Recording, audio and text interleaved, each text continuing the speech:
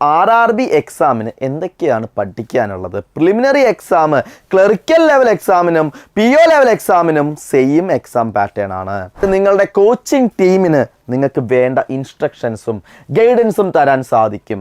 അതിന് അപ്പുറം നിങ്ങളിടുന്ന എഫർട്ടാണ്, നിങ്ങളിടുന്ന വർക്കാണ്. Speed, accuracy, time management. സ്പീഡിൽ ചെയ്യണം, സത്യമാണ്. പക്ഷെ സ്പീഡിൽ ചെയ്താൽ കറക്റ്റ് ആൻസർ കിട്ടണം. തെറ്റാൻ പാടോ? ഇല്ല. അതാണ് ആക്യുറസി. Time management.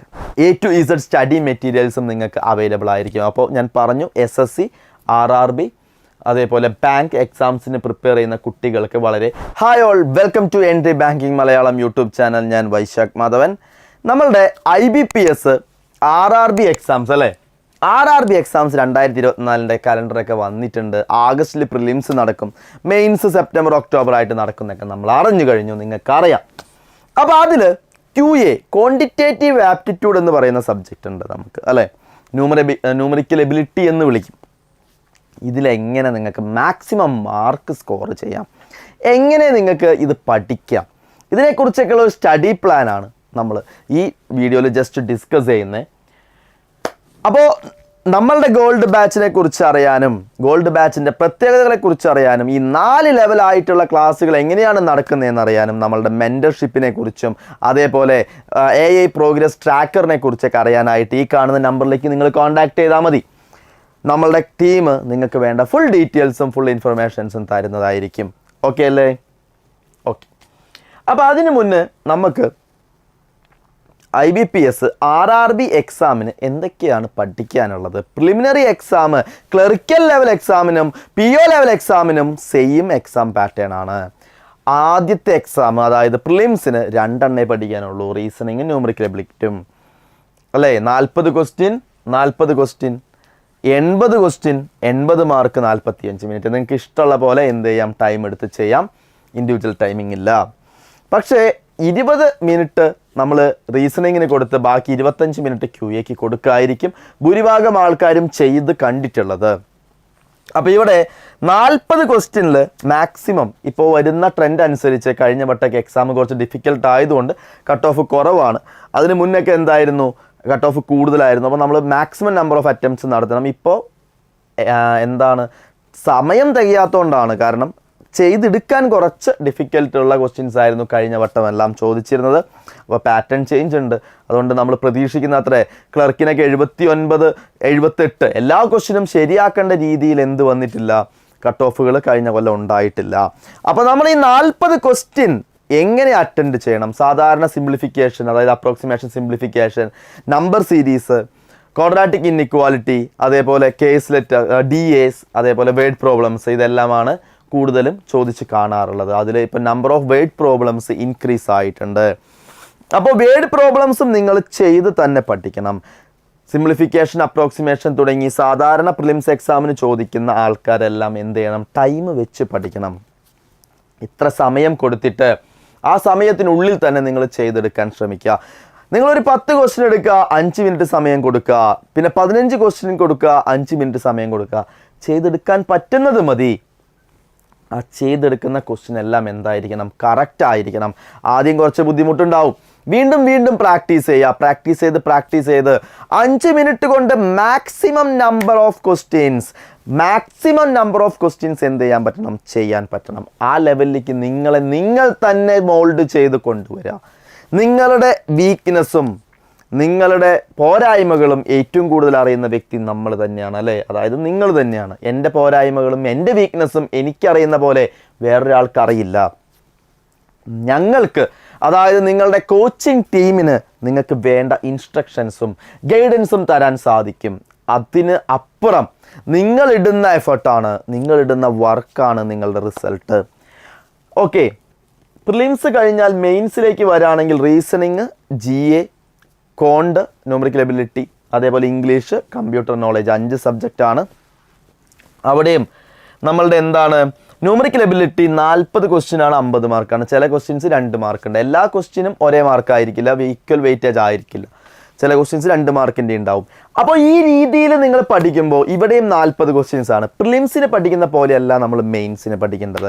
മെയിൻസ് എക്സാമിൻ്റെ ക്വസ്റ്റ്യൻസ് കുറച്ച് ഡിഫിക്കൽട്ടാണ്, കുറച്ച് പാറ്റേൺ ചേഞ്ച് ഉണ്ട്, വേറെ കുറച്ച് കാര്യങ്ങൾ പഠിക്കണം. നമ്മളുടെ ക്ലാസ്സുകളിലെല്ലാം നിങ്ങൾക്ക് സെപ്പറേറ്റ് കോച്ചിങ് ആണ്. പ്രിലിംസ് എക്സാമിൻ്റെ ക്വസ്റ്റ്യൻസ് വേറെ രീതിയിൽ തന്നെ പഠിപ്പിക്കും. മെയിൻസിന് വേണ്ടി മെയിൻസിൻ്റെ ലെവൽ കോച്ചിങ് ആണ്, അഡ്വാൻസ്ഡ് ലെവൽ കോച്ചിങ് ആണ്.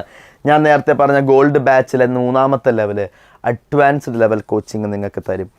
അപ്പോൾ നിങ്ങൾ ഈ മെയിൻസിൻ്റെ ക്വസ്റ്റ്യൻസ് പഠിക്കാതെ പ്രിലിംസിൻ്റെ ക്വസ്റ്റ്യൻസ് മാത്രം പഠിച്ചു പോയാൽ ഓഫ് കോഴ്സ് നിങ്ങൾ പ്രിലിമിനറി എക്സാം പാസ്സാവാം.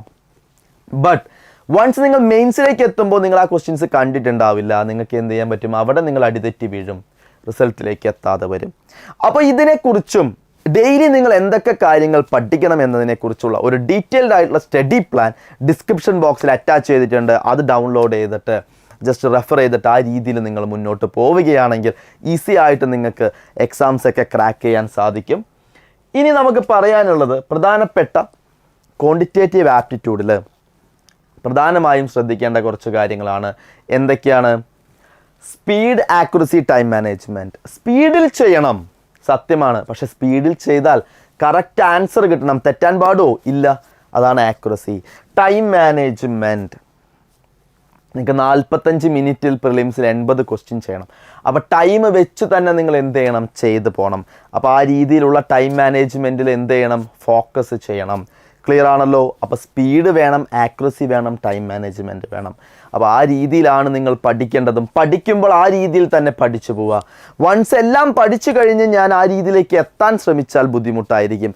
നമ്മൾ ചൊട്ടയിലെ ശീലം ചുടലെ വരയിലെന്ന് പറഞ്ഞ പോലെ പഠിക്കുന്നത് എങ്ങനെയാണോ അത് തന്നെയാണ് ചെയ്തു പോവുക. അപ്പോൾ പഠിക്കുമ്പോൾ തന്നെ നിങ്ങൾ ടൈം വെച്ച് സ്പീഡിൽ തെറ്റാതെ ആക്യുറേറ്റ് ആയിട്ട് ചെയ്ത് ശീലിച്ചാൽ എക്സാം വളരെ ഈസി ആയിട്ട് അറ്റൻഡ് ചെയ്യാൻ പറ്റും. ഈസി ആയിട്ട് നിങ്ങൾക്ക് റിസൾട്ട് കിട്ടും. നിങ്ങൾ ഏതെങ്കിലും ഒരു പോസ്റ്റിൽ, അതായത് ഏതെങ്കിലും ഒരു ബാങ്കിൽ RRB ക്ലർക്ക് അല്ലെങ്കിൽ PO പോസ്റ്റിലേക്ക് നിങ്ങൾക്ക് എന്ത് ചെയ്യാൻ പറ്റും? പ്രവേശിക്കാൻ പറ്റും. ഞാനിപ്പോൾ സംസാരിച്ചത് IBPS RRB എക്സാംസിൻ്റെ കാര്യമാണ്. ക്ലിയർ അല്ലേ? IBPS RRB എക്സാമും അതേപോലെ IBPSൻ്റെ മറ്റ് എക്സാംസിൻ്റെയും സിലബസിൽ എന്തുണ്ട്? എക്സാമിൻ്റെ പാറ്റേണിൽ വ്യത്യാസമുണ്ട്. പഠിക്കേണ്ട കാര്യങ്ങളൊക്കെ എന്ത് തന്നെയാണ്? സെയിം ആണ്. ഈ പറഞ്ഞ കാര്യങ്ങൾ എല്ലാവർക്കും ക്ലിയർ ആണെന്ന് കരുതുന്നു. ഡീറ്റെയിൽ ആയിട്ടുള്ള സ്റ്റഡി പ്ലാൻ എന്ത് ചെയ്യാം? ഡിസ്ക്രിപ്ഷൻ ബോക്സിൽ നിന്നും ഡൗൺലോഡ് ചെയ്യാം. ഓക്കെ, ഇനി ഈ വരുന്ന ബാങ്ക് എക്സാംസ് അതേപോലെ SSC RRB എക്സാംസ് എല്ലാത്തിനും കൂടി നമ്മൾ ഒരൊറ്റ സിംഗിൾ ബാച്ച് സെറ്റ് ചെയ്തിട്ടുണ്ട്, ഡിസൈൻ ചെയ്തിട്ടുണ്ട്. ഈ ബാച്ചിലേക്കുള്ള അഡ്മിഷൻസും കാര്യങ്ങളും നടക്കുന്നുണ്ട്. ഓൾറെഡി ബാച്ചുകൾ റണ്ണിങ് ആണ്.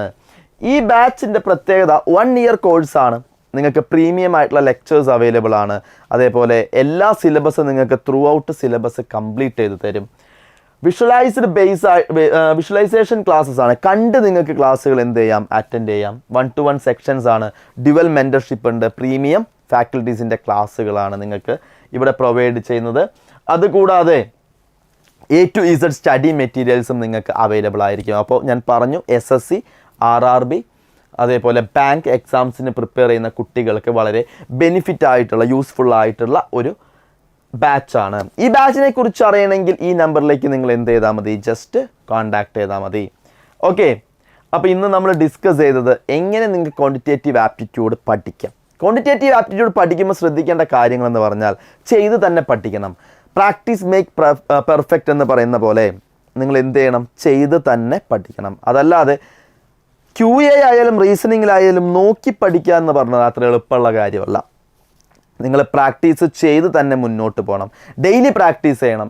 ഈസി ഷോർട്ട് ട്രിക്സിലൂടെ ചെയ്ത് പഠിക്കണം. അതേപോലെ എന്ത് ചെയ്യണം? ടൈം വെച്ച് ചെയ്ത് പഠിക്കണം. ഇത്ര കാര്യങ്ങൾ ശ്രദ്ധിച്ചു കഴിഞ്ഞാൽ സിലബസ് കവർ ചെയ്യുന്നതിൻ്റെ ഒപ്പം തന്നെ ഈ കാര്യങ്ങൾ മുന്നോട്ട് കൊണ്ടുപോയാൽ ഈസി ആയിട്ട് നിങ്ങൾക്ക് എക്സാം ക്രാക്ക് ചെയ്യാം. അപ്പോൾ എല്ലാവർക്കും all the very best. Thank